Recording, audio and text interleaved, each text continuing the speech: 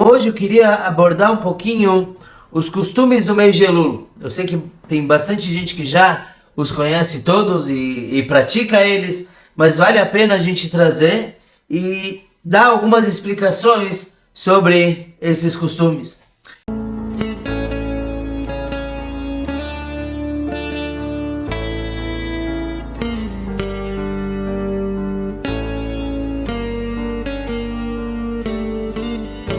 Então, o primeiro costume que nós temos no mês de Elul é o de recitar o Salmo 27, ele David Hashem Mori.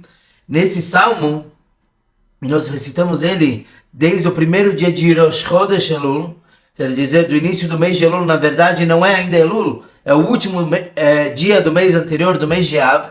E nós recitamos esse salmo porque nele nós estamos pedindo, de certa forma, a guarda de Deus para todas as festividades. Temos palavras nesse salmo que indicam tanto Rosh Hashanah, que é o começo do ano, tanto Yom Kippur como Sukkot. Então, ao recitar esse salmo, nós pedimos a força de Deus para este mês todo, até o final de Sukkot, que inclusive é até quando nós recitamos esse salmo, até o Shana Rabbah.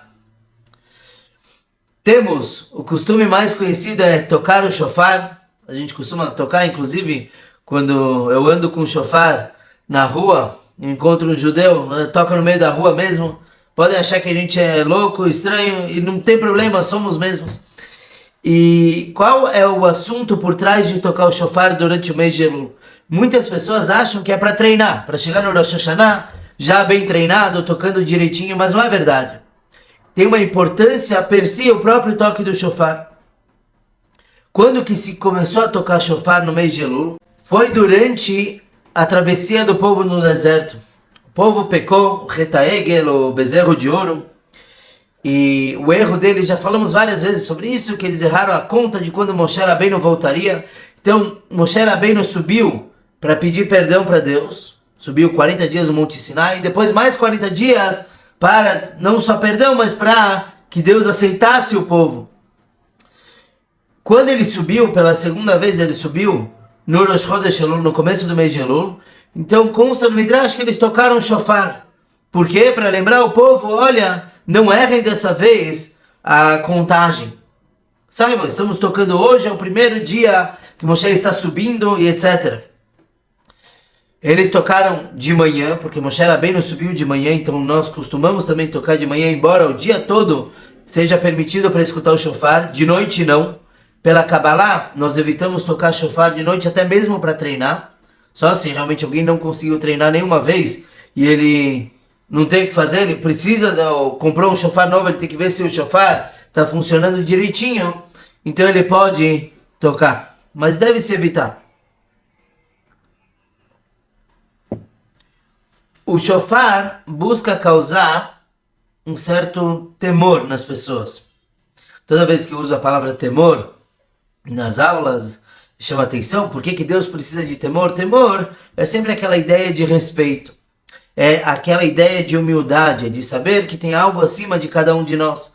Quando o shofar ele é tocado, tanto pelo shofar ter o som de um choro como de um grito, então ele puxa dentro da pessoa um sentimento de tchuvá, um sentimento de retorno, um sentimento de seriedade, como consta em Amós, que diz que será, numa forma de pergunta, será que vai ser tocado o shofar na cidade e as pessoas não vão temer, não vão sentir essa tchuvá? Então, obviamente, o shofar evoca esse tipo de sentimento, que é o sentimento do mês de Elul. O mês de Elul, que é o mês mais sério, é o mês que sabemos que vamos prestar contas e não é uma coisa simples, então deve-se evocar esse tipo de sentimento, esse sentimento de que não está para brincadeira a coisa. Claro, não é um sentimento de tristeza, não é um sentimento de derrota, pelo contrário. É confiança em Hashem, é confiança no juiz, que é nosso pai, mas a nossa parte é ter seriedade e tomar boas decisões.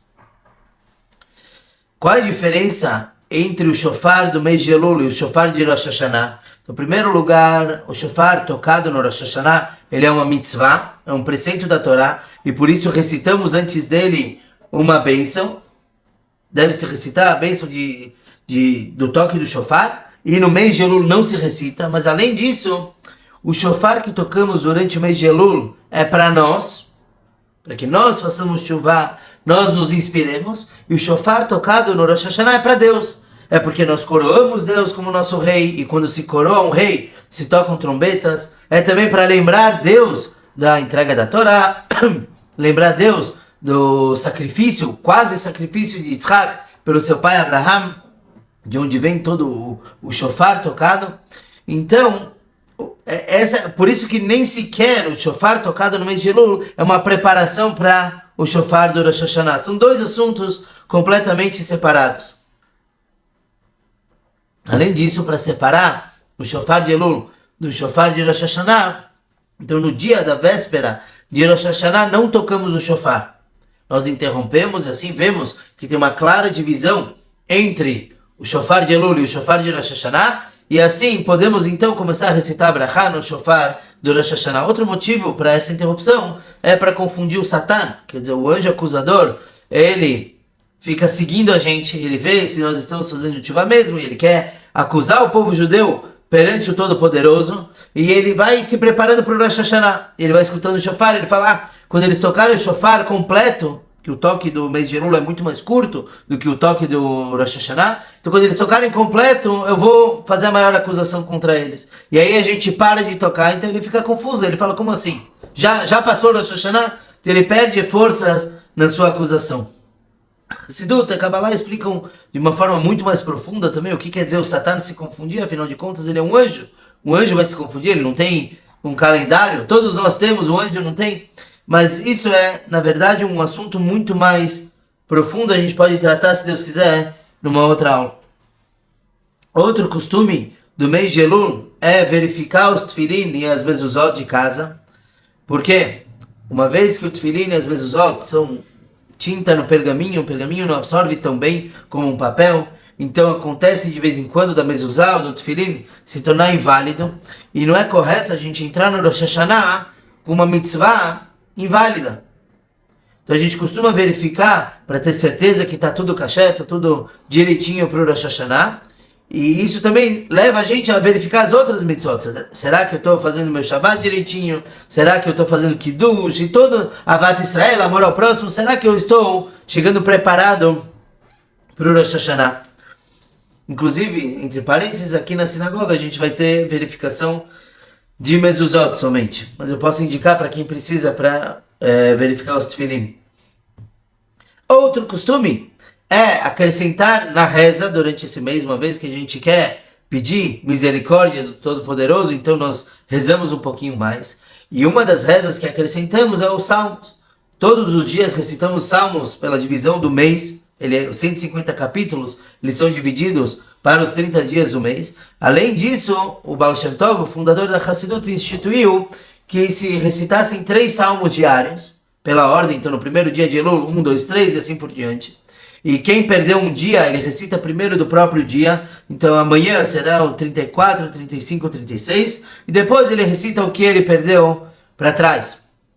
Quando chega no Yom Kippur, se a gente fizer as contas, não dá para acabar todo o salmo até o Yom Kippur. Então na verdade, antes do Kol Nidrei se recitam 9. Depois, antes de dormir, mais 9. Depois de Musaf ao meio-dia, mais 9. E os mais difíceis são depois de Neilá, quer dizer, depois de 25 horas de jejum, que a gente já quer quebrar logo o jejum, também é costume recitar os últimos 9.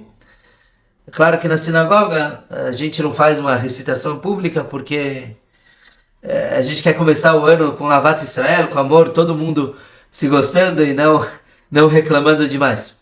Então por isso a gente não segura o público por mais tempo, porque não é correto segurar o público, mas quem consegue deve recitar os últimos salmos antes de comer ainda. E de forma geral a gente recita mais rezas, a gente tenta aumentar, caprichar um pouquinho mais a reza. Estive agora no Rebbe, e lá no 77, em várias paredes, eles colocavam o assunto de que em Elul, nesse mês, um Hassid ele reza um pouquinho melhor, um pouquinho mais, com mais tempo, sabe, sem tanta pressa. Outra coisa que fazemos no mês de Elul, e na verdade começamos desde o dia 15 de Av, desde Tu B'Av, que é desejar aos outros que você seja inscrito e selado para um ano bom e doce. E é muito importante isso, a orientação não é só desejar oralmente, mas até quando escrevemos uma carta para alguém, devemos escrever no final isso. Porque nós queremos o bem de todos. Assim como eu quero que Deus queira o meu bem e me decrete para um ano bom e doce, eu faço o mesmo para os outros. E é prometido que todo aquele que reza pelo próximo, a sua reza é atendida. Então por que não desejar bastante para os outros, que todos sejam escritos e selados, etc. Para assim Deus decretar o mesmo para nós. Aí vai passando o mês de Elul, chega o dia 18, também chamado de Chai Elul, que inclusive é o dia no qual nasceu o Baal Shem Tov, nasceu o Alter Rebbe, o primeiro Rebbe também do movimento Chabad. E a partir desse dia, a tchuvá, não arrependimento, mas o retorno para Deus deve ser muito mais intenso. E como temos a partir deste dia 12 dias até o Rosh Hashanah, então cada dia meditamos sobre um mês do ano passado. Durante o mês de Elul, cada dia, por exemplo, amanhã será o dia 12, então eu vou pensar em todos os dias 12 do ano. A partir de 18 de Elul, cada dia eu vou pensar, não apenas naquele dia, mas também no mês. Então 18 de Elul eu vou meditar como foi o meu Tishrei, o primeiro mês do ano passado, Rosh Hashanah, etc. Depois, no dia 19, eu vou pensar em Cheshvan e assim por diante, cada dia valendo para um mês. É muito importante. O Yom Yom traz que assim como um comerciante, quando ele vai fechar o ano, ele faz um balanço para ver o que deu certo, o que não deu, o que ele deve aprimorar, como fazer um melhor marketing. A mesma coisa nós fazemos antes do Rosh Hashanah. Devemos pesar as boas ações que fizemos, as boas atitudes e contrabalancear com o que devemos melhorar e aprimorar para o ano que vem. Recitamos também Selichot. Os Faradim recitam o mês inteiro. Quer dizer, todo dia Selichot é recitado quando ainda é de noite, então devemos madrugar. Os Ashkenazim recitam diferente um pouquinho. Como funciona? Devemos recitar pelo menos 4 dias de Selichot. Por quê? Porque muita gente costuma jejuar nos 10 dias de Teshuvah. Jejuar pelo menos no decorrer do dia. Porém, dos 10 dias, não podemos jejuar 4 deles. Que são os 2 dias de Rosh Hashanah, que é uma festividade, não se pode jejuar. Não se pode jejuar no Shabat, sempre tem um Shabat no meio dos 10 dias, claro. E também é proibido jejuar no dia anterior do Yom Kippur, pelo contrário, é uma mitzvah comer muito mais. Todo aquele que come bem antes de Yom Kippur é considerado como se ele tivesse jejuado 2 dias. Então, como temos 4 dias que não podemos jejuar, recitamos Selichot, que são pedidos de desculpa para Deus por pelo menos 4 dias. Mas tem uma outra regra. Selichot, os Ashkenazim começam após a meia-noite de um sábado à noite. Então, quantos dias o Ashkenazim vai recitar Selichot depende de que dia vai cair Rosh Hashanah. Então, se Rosh Hashanah cai, por exemplo, numa quinta-feira, quarta-feira à noite, por exemplo, então ele vai recitar Selichot na quarta, na terça, na segunda, e a de domingo é na meia-noite. Então, ele recita 4 dias. Agora, se o Rosh Hashanah, por exemplo, esse ano vai cair no Shabat, primeiro dia cai no Shabat, então a gente vai recitar Selichot desde o sábado anterior. Então é sábado à noite, segunda, terça, quarta, quinta e sexta. Então varia um pouco a quantidade de dias que serão recitados Selichot, mas claro que o sentimento na Selichot é: Deus, eu sei que eu errei e eu peço perdão.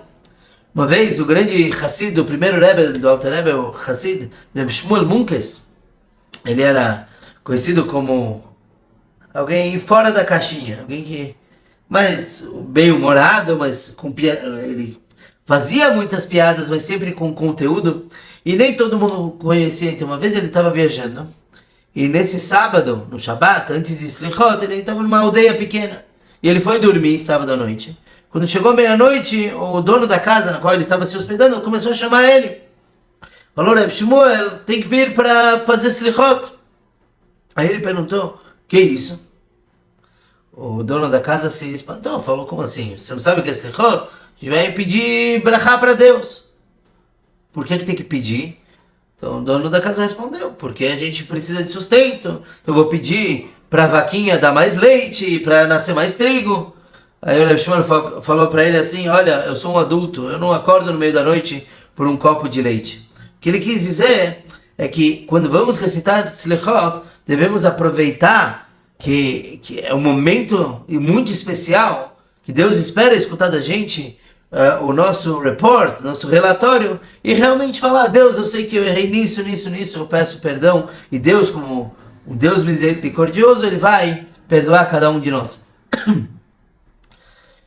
Também na véspera do Rosh Hashanah nós fazemos a Tarat Nedarim, que é a anulação das promessas, já que no decorrer do ano acabamos prometendo coisas e não cumprindo, tipo, já vou passar lá tomar um café e acaba não dando certo. Então nós cancelamos para não passar de ano com promessas não cumpridas. Claro que se a pessoa lembra qual foi a promessa dele, ele não pode cancelar. Ele só pode anular uma promessa que porventura ele tenha se esquecido. E como que se faz isso? Então se recita um texto de anulação perante 3 ou 10 homens. O ideal é 10, mas se não tem 10, pode ser com 3. E se recita isso, e esses 3 ou 10 sentados são os juízes que cancelam essa promessa. Mas não precisa ser alguém especial, um juiz, nada disso. 3 pessoas, 3 judeus sentados, eles podem anular.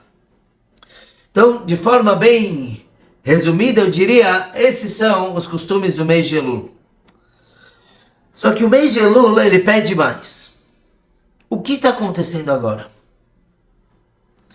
Se o mês de Elul é apenas uma preparação para o Rosh Hashanah, então por que o mês todo? Por que não meio mês? Ou por que não 2 meses? O que está acontecendo nesse momento? Consta nos livros sagrados que neste mês as 13 midot de Rachamim, os 13 atributos divinos de misericórdia estão mais revelados. O que acontece? Deus, ele se expressa quando ele tem misericórdia de 13 formas. E neste mês isso está mais revelado. Quais são elas? Então, quem frequenta uma sinagoga, já foi no Rosh Hashanah, no Yom Kippur, ou em muitas sinagogas todos os dias, se recitam os 13 atributos. Hashem, Hashem, Kel Rachum Vechanun, até se canta Hashem, Hashem, Kel Rachum Vechanun. Eu mudei um pouquinho porque a gente não pode falar o nome de Deus em vão, mas nós mencionamos isso e consta também, Deus prometeu para Moshe que toda vez que o povo recitar esses 13 atributos de misericórdia, eles serão atendidos. Quando que Deus ensinou? Uma vez Deus chegou para Moshe e falou: olha, eu vou te ensinar como pedir perdão pelo povo. Então Moshe falou: não, eu não quero, para que isso? Realmente os pecadores têm que morrer, têm que sofrer, etc. E aí Deus falou: não, deixa eu te ensinar, um dia você vai me agradecer que eu te ensinei.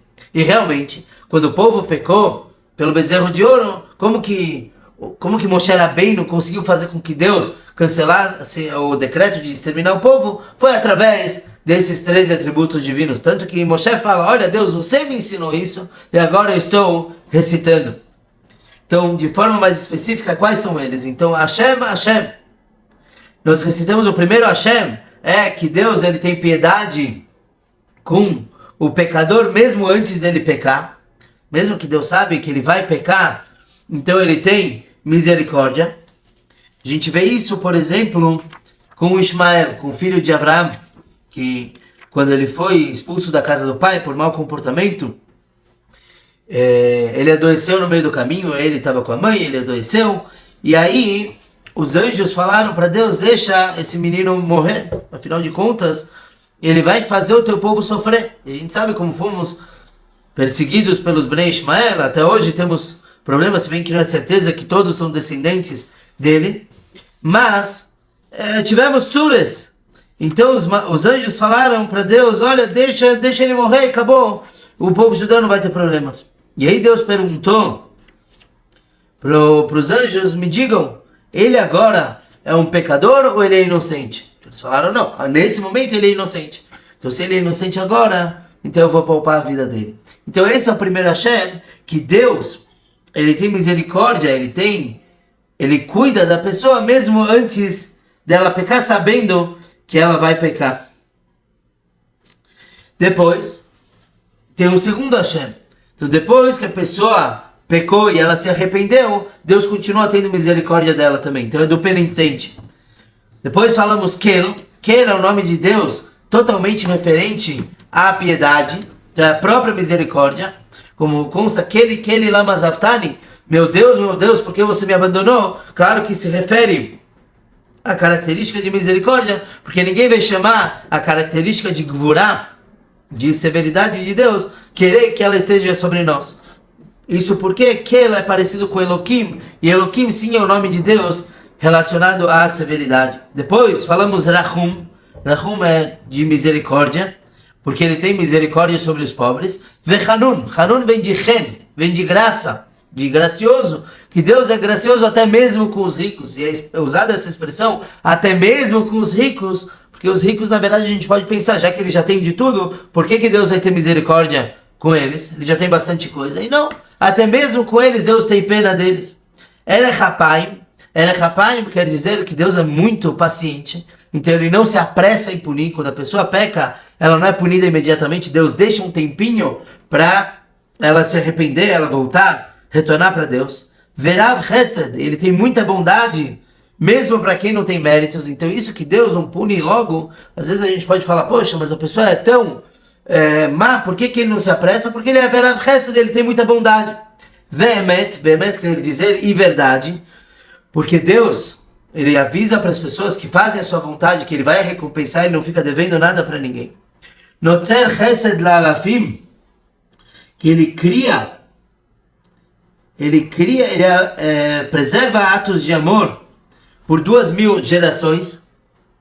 Então, se a pessoa faz alguma coisa boa, ela tem que saber que por pelo menos 2000 gerações, Deus vai retribuir para ele. Nose avon, quer dizer que Deus carrega os pecados. Então, quando a pessoa faz um pecado proposital, como falei antes, ele tem paciência. Vafecha é outro tipo de pecado, que é o pecado que a pessoa faz para provocar Deus, chamado de Meridá Bemalchut. É alguém que vai diretamente contra o rei. Então, ele sabe que o rei não quer que a pessoa faça algo, e ele vai e faz. Ainda assim, Deus tem piedade com ele. Vechata'a é um outro tipo de pecado, agora o pecado cometido de forma não intencional. Então esse também Deus tem piedade. Venaké quer dizer que Deus limpa a barra de todo mundo que retorna para ele. Então tem essa piedade, tem essa misericórdia, Deus dá a chance, Deus estica o prazo, mas depende da pessoa retornar para ele. A Hassidut, se eu não me engano, o próprio Alter Rebbe deu um exemplo do que representam esses 3 atributos revelados durante o mês de Elul. Tem o exemplo o seguinte: Amelech Basadeh, o rei está no campo. O rei, ele sai do seu palácio vestido com roupas normais, e as pessoas sabem que ele está lá no campo. E todo aquele que quiser pode se aproximar do rei, e ele recebe a todos com um sorriso. E quem quer pode pedir o que precisa, e pode fazer amizade com o rei. E depois o rei, ele vai para o palácio e ele se tranca lá. E quem consegue entrar no palácio são aqueles que são amigos do rei. No mês de Elul, Deus está no campo. Quer dizer, esses 3 atributos divinos de misericórdia estão mais revelados. Quer dizer que Deus está mais entre nós. Agora, ele está lá. Depende das pessoas se aproximarem dele ou não. E isso quer dizer Elul. Elul é o acróstico de Ani ledodi vedodili. Eu para o meu amado e meu amado para mim. Isso é relacionado com a reza, que a reza é uma conversa entre a pessoa e Deus. Então durante o mês de Elul nós rezamos mais porque Deus está próximo. Nós para o nosso amado que é Deus, e nosso amado para nós, que é Deus, está para nós também. Mas vejam bem, primeiro é nós por Deus e depois Deus por nós. De onde vem essa frase? Ani ledodi vedodili, vem do Shir HaShirim, Cântico dos Cânticos. No capítulo 6 está escrito Ani ledodi vedodili. Mas é interessante se olharmos o capítulo 2 antes, está ao contrário. Dodili vani lo. Vani ledodi. Meu amado para mim e eu para ele. Qual a diferença entre esses dois? Eu para o meu amado e meu amado para mim significa que eu estou tomando a dianteira, eu estou agindo, e aí ele vai agir para mim. Dodili, se é o meu amado primeiro para mim, quer dizer que ele está despertando a minha resposta. Num relacionamento é muito normal você ver que primeiro um ama o outro e depois o outro ama um, independente de quem começou. Então o Midrash diz que tem uma discussão entre Deus e o povo judeu. Deus fala para o povo, voltem para mim, e aí eu vou voltar para vocês. Onde está escrito isso? Em Malachi, capítulo 3, Shuva elai ve'ashuva alechem. Retornem para mim, eu vou retornar para vocês. Então isso é Dodili, é Deus primeiro para a gente e nós para eles. Israel, o povo judeu, fala o contrário. Deus, você volta para a gente e nós voltaremos para você. Isso tem na liturgia, na Slichot e no Yom Kippur, nós cantamos Ashiveinu Hashem Elecha Venashuva Chadesh Ameinu Kekedem. Ashiveinu Hashem Elecha, nos retorne Hashem para você, vê na chuva, e nós retornaremos. Quer dizer, nós pedimos a Deus, você nos abraça, você nos traga para perto, e aí retornaremos para você. Então essa discussão, Deus fala que nós temos que fazer chuva primeiro, e nós pedimos que Ele faça primeiro, Ele nos traga primeiro. E essa diferença é a diferença entre o mês de Elul e o mês de Nissan. O mês de Elul é nós para Deus, nós nos aproximamos primeiro. Ele está no campo, Ele está aguardando, Ele está sorrindo. Está escrito duas expressões de sorriso, que Ele sorri para todos e demonstra uma face brilhante aberta para todo mundo. Ele está lá, no campo, próximo, mas depende de nós nos aproximarmos. E já no mês de Nissan é o contrário. No mês de Nissan, o que aconteceu? Nós não fizemos nada. No mês de Nissan nós saímos do Egito. Deus nos tirou. Deus abriu o mar. Deus mostrou milagres, as pragas do Egito e tudo mais. Então, veio primeiro de Deus e depois nós entramos na onda. Mesma coisa que vemos pessoas que fazem tchuvá. Quer dizer, pessoas que não estavam na religião, não estavam seguindo os preceitos de Deus e começaram a seguir. Então tem dois tipos. Tem aquele que acontece um grande milagre e aí ele se impressiona e ele retorna para Deus. Então isso quer dizer o quê? Que Deus fez com ele e aí ele foi para Deus. Deus fez primeiro. E tem outros que, como eles fazem tchuvá, primeiro eles têm muitos questionamentos, muitas dúvidas sobre a religião, não entendo isso e aquilo, começam a estudar, começam a ver a verdade que está por trás de cada palavra da Torá, e aí eles retornam. Então isso veio deles, Deus não fez nada, quer dizer, Deus possibilitou isso tudo. E isso é um carinho muito grande, mas de certa forma foi a pessoa que buscou e foi atrás. Isso é o mês de Elul. O mês de Elul está nas nossas mãos, usar essa oportunidade que Deus está próximo para chegarmos até Ele, nos aproximarmos, nos apresentarmos. E aí, quando chega no Rosh Hashanah e Yom Kippur, que Deus está, como consta na reza, Deus está sentado no trono e está julgando, aí somos amigos do rei. Então a gente tem entrada grátis, entrada liberada para poder chegar perto de Hashem. E se a gente pode ousar falar um pouquinho mais, quando a pessoa faz chuvá, ele retorna a Deus, porque Deus fez um milagre, claro que é muito bom, é Deus chamando ele, às vezes é um milagre positivo, no sentido de que estava tudo bem e ficou tudo melhor ainda. Mas muitas vezes esses milagres são milagres que a pessoa quase morreu, ou foi assaltada, e aí viu a mão de Deus naquele caso, que ele não perdeu a vida, etc. É importante, mas eu diria que não é duradouro. Se ele não trabalhar muito em cima disso, essa emoção se esvai com o tempo. Todos nós já passamos por milagres e todos nós nos inspiramos e todos nós perdemos a inspiração. Por quê? Porque é natural. A memória humana, ela vai apagando as coisas, vai preenchendo com outras coisas. Então, quando acontece um milagre com a pessoa, ela tem que sentar e trabalhar e usar aquilo. A gente vê o próprio povo judeu, saíram do Egito e viram o mar se abrindo e receberam a Torá e logo depois pecaram. Por quê? Porque o que vem de cima, contrário do que a frase comum, o que vem de baixo não me afeta, o que vem de cima não me afeta. Se esse milagre que veio para mim, eu não trabalhei em cima dele, então ele vai ser perdido. Agora, por outro lado, quando eu que batalhei, eu fui atrás, eu estudei, eu rezei, eu pedi, eu fiz Itbodedut, que é uma meditação, mas forte, uma conversa com Deus, eu fui atrás. Então isso permanece de uma forma muito mais plena dentro de mim, muito mais fixa, porque fui eu que construí isso. E aí Deus faz a parte dele, Vedodili, e ele vem para mim e ele me recebe. Então que possamos realmente aproveitar o mês de Elul, aproveitar essa oportunidade que nós temos de nos aproximarmos do Todo-Poderoso. Ele está próximo, ele está esperando, é só chegar, chega mais. Vamos aproveitar e garantir, se Deus quiser, para todos nós, um Shana Tová Umetuká, um ano muito bom, um ano muito doce em todos os aspectos.